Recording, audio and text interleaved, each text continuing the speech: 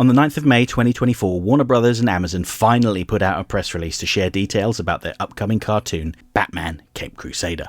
They released a whole bunch of information about some of the characters we'd see in the show, and one that really stood out to me is their version of Clayface. Immediately we can tell that this Clayface is not the traditional Clayface that we've seen in most other media. For a start, in his only promotional image he's seen covering part of his face with a red scarf, while holding a knife. He doesn't appear to have shape-shifting abilities. Instead, it looks like his face has melted, with disturbing warped eyes that convey a sense of insanity and murderous rage. The press release also included this official description of the character. Thanks to his unique facial features, screen actor Basil Karlo has been forever typecast as a B-movie heavy. Frustrated by the limitations his appearance put on both his career and personal life, he fell hopelessly in love with his co-star. Karlo turned to an experimental serum that promised to change his face. However, not only does this serum ultimately disfigure his face, but it ruptures the last of his sanity, creating the tragic, vengeance-seeking villain, Clayface. It seems to me that with this Clayface, the creators have gone digging through the comics to help inspire their new take on the character. This isn't the first time that they've done this, of course. The critically acclaimed version of Clayface from Batman the Animated Series was an amalgamation of at least 3 of the comic book Clayfaces that existed at the time.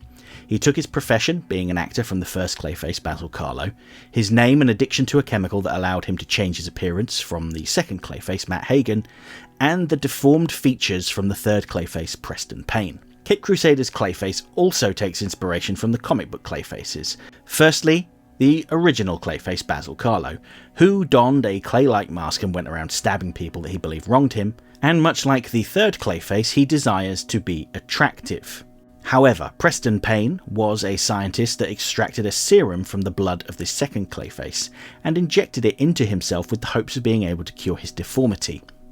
While it briefly allowed him to change his features, within 24 hours his flesh began to run like wax, and his touch caused people to melt into a protoplasmic pool of goop. There's no indication that Caped Crusader's Clayface can melt people with his touch, otherwise he probably wouldn't need the knife. I also think that the melting touch doesn't really match the more grounded tone they're going for in Caped Crusader, but hey, I could be wrong. It also seems unlikely that he will be able to change shape. After all, if he could, then there'd be no need to get revenge. I think that the wording of the bio suggests that Karlo will be able to alter his face initially, before his flesh begins to melt. Note that they say this serum ultimately disfigures his face. Press releases are very carefully put together by talented people with degrees in communication. The use of the word ultimately suggests that the horrific side effects don't immediately manifest, and brings to mind the terrible scenes from the third Clayface's origin. As for his attire, I am immediately reminded of the pulp hero The Shadow, with his large black hat and a red scarf obscuring the lower half of his face. Batman comics took inspiration from the pulp characters that came before them, so I think that this is a very neat reference. There have been leaked images that show what Clayface looks like under the scarf, but I'm not going to share them here. I really think you should hold off from seeing his face until you watch the show, but I can see a clear reference to the way that the third Clayface was drawn by Norm Breyfogle, particularly around the mouth. At the time of recording, we have no idea who's going to be playing Clayface, but they will inevitably be compared to Ron Perlman's performance as Beat-Ass's Clayface, which is an unenviable situation to be in. Part of why Beat-Ass's Clayface is so fondly regarded is because of Perlman's performance, so this new actor will have a lot to live up to. Another question I have involves the sexuality of the character. The Beat-Ass version of Clayface was very deliberately written as a queer character. Don't believe me? Check out the video I put together looking at all of the queer subtext in Clayface episodes.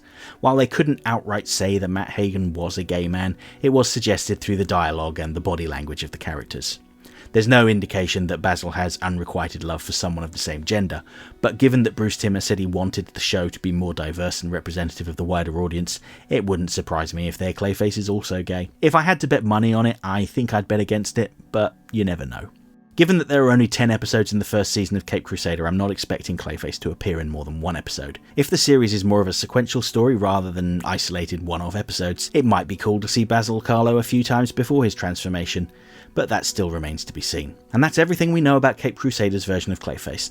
Not a lot, I know, but it's given us plenty to think about. There are still a number of questions that remain unanswered. What was wrong with Basil's normal face? Who is this mysterious co-star? Who made the formula that transformed him? Could it be Roland Daggett? Preston Payne, perhaps? Fortunately, we don't have long to go until Caped Crusader is released.